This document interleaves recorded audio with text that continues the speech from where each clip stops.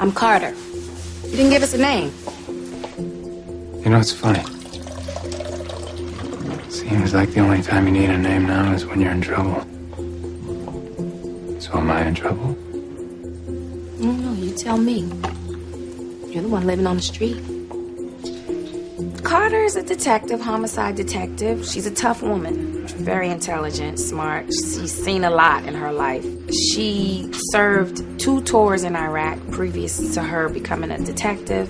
She's looked death in the eye, so she's not too afraid of anything. And you can't be to be a homicide cop in New York. When Reese first shows up at the precinct, she has a bad feeling about him. She knows something's not right. Your guy's prints were found at half a dozen crime scenes over the years. Open warrants in 4 different countries. She sees his skill, and that's what intrigues her. Looking at that tape, I say you spent some time in the service. But you don't learn how to fight like that in the regular army.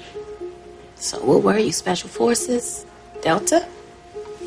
They did the same thing. They fought the same wars. So she has a little soft spot for him. But at the same time, what are you up to, dude? Need some help? So she's trying to find out who he is. Reese is trying to find out who Finch is. You know, so it's like everybody's chasing everybody. Each of these actors has their own following in a different way. Well, you know, what Jim's done versus what Taraji's done. Michael Emerson obviously had a huge following. It's an interesting bouillabaisse they got going on there. And we stir them up every week and how they bounce off each other in the city. What I love is that New York is a character. And I love New York. You can feel the pulse when you come here.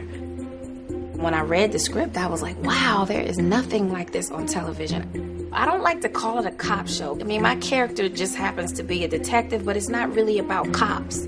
You don't know if the person Reese and Finch are chasing, if they are the victim or the perpetrator until he solves the crime. I've kind of always favored shows in which the protagonists are at a slightly more sort of arm's length relationship to the law.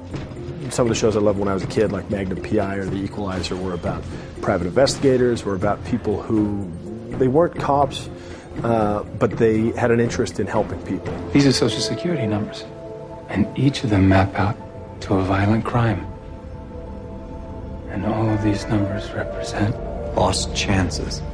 People still caring about others. Because we live in a time now where I wonder sometimes, do we care as much about each other as we should? Sometimes that dynamic and that tension of someone who's trying to do maybe what a police officer would do, but isn't a police officer, creates some really great drama. Wanting to see the good guy win. People everywhere understand that.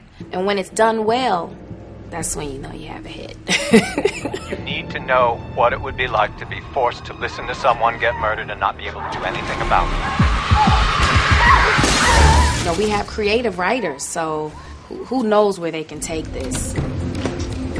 email, financial records. Always art imitates life.